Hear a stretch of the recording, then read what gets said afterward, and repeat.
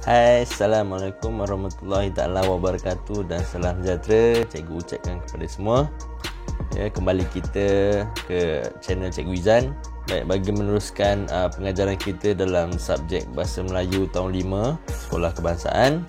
Apakah tajuk dan juga aktiviti yang kita akan laksanakan pada kali ini? Jom saksikan video ini sehingga ke penghujungnya.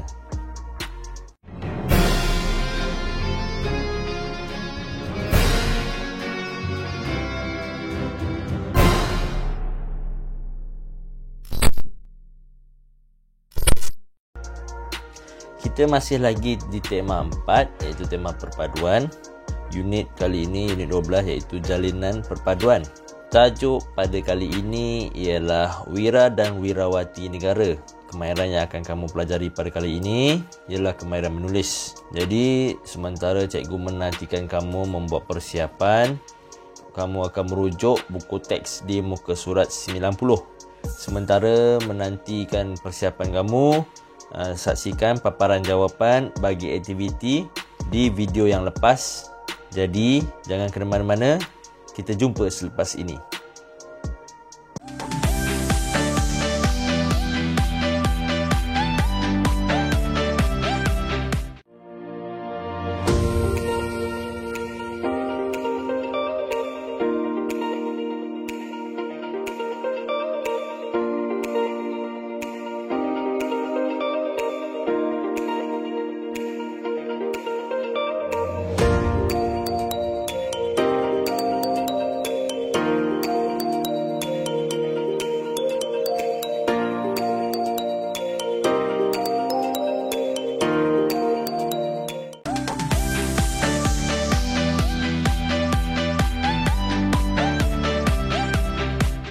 Kita teruskan ke aktiviti yang pertama. Di aktiviti yang pertama ini, murid perlu membaca dan meneliti maklumat tentang anugerah My Hero yang diberikan pada muka surat 90 itu. Jadi, mari kita lihat bersama-sama apakah kandungan cerita yang terdapat pada muka surat 90. Tajuk yang diberi ialah Wira dan Wirawati Negara. Farisha mencari maklumat tentang anugerah My Hero dalam laman Sesawang Jabatan Perpaduan Negara dan Integrasi Nasional. Jadi apa yang akan kamu lihat di bawah itu ialah paparan daripada laman Sesawang yang memaparkan penerima-penerima anugerah My Hero. Jadi apakah anugerah My Hero ni kan? Apabila kita sebut sebagai perkataan hero ni, kalau dalam bahasa Melayunya ialah adiwira, mesti mempunyai ciri-ciri yang istimewa. Dia tidak sama seperti manusia biasa. Jadi apakah kelebihan-kelebihan ataupun ciri-ciri istimewa yang terdapat pada penerima-penerima anugerah ini? Jom kita baca bersama-sama. Anugerah My Hero diperkenalkan pada tahun 2014 bagi mengiktiraf wira dan wirawati yang tidak didendang dalam masyarakat. Namun begitu, mereka aktif berbakti dalam pelbagai cara demi perpaduan dan keharmonian kaum di Malaysia. Anugerah My Hero ni diiktiraf, dia mengiktirafkan individu-individu yang dianggap wira dan wirawati. Wira tu bagi lelaki lah dan wirawati tu ialah perempuan. Jadi mereka ni tidaklah individu yang digembar-gemburkan, yang disebarkan maklumatnya tentang apakah aktiviti-aktiviti sukarelawan, aktiviti-aktiviti menyumbang bakti kepada masyarakat kita. Jadi mari kita pergi satu persatu individu-individu yang menerima anugerah My Hero ini. Baik, individu yang pertama iaitu Encik Abdul Muhin Abdul Muhsin daripada Kedah. Apakah sumbangan beliau? Seramai 10,000 orang murid mendapat manfaat daripada tuition bahasa Melayu beliau secara percuma.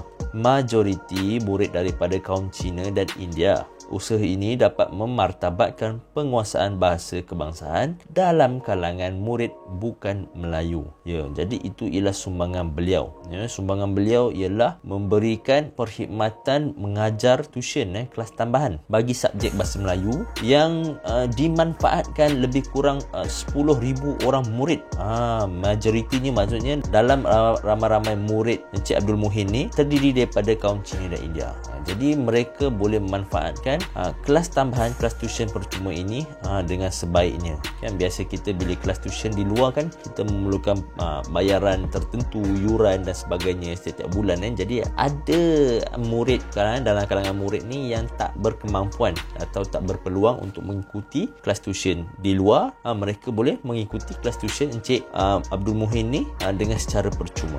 Jadi, apakah pendapat kamu? Apa yang kamu rasa dengan tindakan Encik Abdul Muhin ni? Apa yang kamu rasa perkara yang dilakukan ni satu perkara yang mulia? Kan? Apa pendapat kamu? Baik, jadi kita baca di bawah itu. Pada pendapat saya, usaha Encik Abdul Muhin terpuji kerana sanggup berkorban tenaga dan kos untuk memberikan perkhidmatan tuition percuma kepada murid pelbagai bangsa. Jadi itulah jasa bakti Encik Abdul Muhin yang tidak meminta balasan pun. Dia melaksanakan secara percuma kepada anak bangsa. Baik, individu yang seterusnya ialah Tan Bee Seng dari negeri Pahang. Apakah jasa beliau? Beliau membesarkan 11 orang anak angkat pelbagai kaum dan agama daripada keluarga yang susah. Kejayaan yang dicapai oleh anak angkat memberikan kepuasan kepada beliau. Jadi Encik Tan Bee Seng ni dia menjaga 11 orang anak angkat. Bukan mudah kan?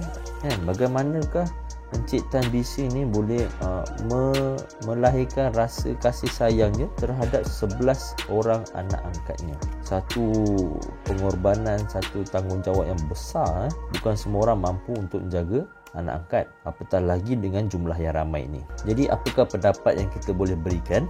Pada pendapat saya, dia memberikan beberapa patah perkataan. Jadi dia minta kamu untuk bina ayat lengkap macam ayat pendapat yang di atas tu, Encik Abdul Muhin tu kan. Jadi apakah agak-agak ayat yang boleh dibentuk daripada beberapa patah perkataan yang diberikan itu? Kita cuba bersama-sama. Pada pendapat saya, sumbangan ikhlas yang diberikan oleh Encik Tan Bee Seng adalah satu kebajikan. Betul? Pada pendapat saya, sumbangan ikhlas beliau merupakan satu bentuk kebajikan kan? Kebajikan yang sangat mulia. Betul? Seterusnya, beliau berkongsi rezeki, betul tak? Bagi membantu membesarkan 11 orang anak angkat yang terdiri daripada pelbagai kaum. Itu. Baik, kita pergi yang seterusnya. Siapakah individunya? Okey, dua lagi ni ialah Wirawati. Wirawati yang pertama iaitu Angela Dewi Aryan dari Negeri Sembilan. Apakah jasa dan keistimewaan beliau? Beliau pengasas Persatuan Kebajikan Vinashini yang membantu orang kurang upaya, anak yatim dan warga emas. Beliau berbakti tanpa mengharapkan balasan dan penghargaan. Jadi beliau merupakan pengasas rumah kebajikan. Rumah kebajikan yang menempatkan orang-orang kurang upaya, anak yatim dan juga warga emas. Beliau berjasa menabur bakti terhadap tiga golongan ni tanpa mengharapkan sebarang balasan dan juga penghargaan. Tapi jika ada mana-mana pihak yang ingin memberi bantuan, mungkin boleh menyalurkan bantuan tapi bukan daripada permohonan atau permintaan daripada pihak beliau. Okey. Jadi apakah pendapat yang kita boleh beri? Pada pendapat saya, sumbangan beliau ni terhadap siapa Sumbangan beliau ni terhadap siapa? Terhadap tiga golongan tadi, betul? Golongan orang kurang upaya, golongan anak yatim dan juga golongan warga emas ini merupakan sifat yang apa? Kamu rasa sifat yang apa? Sifat yang baik, sifat yang pemurah, betul? Kita rangkumkan sekali semua jadi sifat yang terpuji kan? Yang patut kita ambil contoh, betul? Yang patut diambil contoh, dicontohi. Jadi itulah untuk Puan Angela Dewi Aryan. Okey, yang seterusnya yang terakhir iaitu Puan Wong Siu Sin alias Dolly. Baik, beliau giat menjalankan aktiviti kebajikan masyarakat pelbagai kaum dan agama dengan sumber kewangan sendiri. Kebajikan yang disalurkan termasuklah membantu masyarakat susah di kampung. Jadi beliau memberi sumbangan kepada masyarakat, terutamanya masyarakat yang mengalami kesusahan hidup. Dan yang paling menarik dia ialah dia menggunakan kewangan sendiri. sangat mulianya hati beliau untuk berkongsi rezeki kepada masyarakat yang susah. Jadi apakah pendapat yang kita boleh bagi? Saya berpendapat bahawa aktiviti kebajikan yang dilakukan oleh beliau ni sangat baik, betul tak? Aktiviti kebajikan yang beliau jalankan ni sangat-sangat diperlukan bagi setengah keluarga yang susah, betul tak? Dan juga apakah keperluannya bila dia memberi sumbangan, apabila beliau memberi sumbangan beliau ni dapat membantu serba sedikit keluarga-keluarga yang susah ini, betul tak? Dapat menyambung hidup, menyambung kehidupan mereka, meneruskan kehidupan mereka yang susah, yang miskin, yang terdiri daripada pelbagai kaum. Jadi itulah pendapat yang kita boleh beri. Baiklah, jadi kamu jelas daripada awal tadi, daripada wira yang pertama iaitu Encik Abdul Muhin, dia memberikan pendapatnya dalam bentuk ayat yang penuh, diikuti dengan yang kedua iaitu Encik Tan Bising tu, dia memberi patah perkataan. Jadi kamu bentukkan ayat. Jadi yang lagi dua di bawah ini, aktivitinya memerlukan kamu membina ayat sendiri berdasarkan petikan dan juga kenyataan yang diberikan bagi dua wirawati tersebut. Baiklah, jelas. Kita pergi ke aktiviti yang kedua. Baiklah, untuk aktiviti yang kedua ini, murid perlu membina dan menulis ayat untuk menyatakan pendapat terhadap sumbangan tokoh. Jadi kamu boleh keluarkan buku latihan kamu, buku tulis kamu, buku tulis pemahaman lah. Kamu akan membina pendapat berdasarkan isi dan juga kenyataan yang diberikan di atas. Kamu boleh tulis hari dan tarikh, dan juga dia punya arahan dia ialah aktiviti di bawah itu membina dan menulis ayat untuk menyatakan pendapat terhadap sumbangan tokoh. Okey. Jadi yang pertama tadi dia telah beri, yang kedua dia memberi beberapa patah perkataan, dan yang ketiga serta keempat kamu perlu membina pendapat kamu sendiri. Okey, jelas? Jadi kamu boleh melaksanakan aktiviti kamu itu sekarang.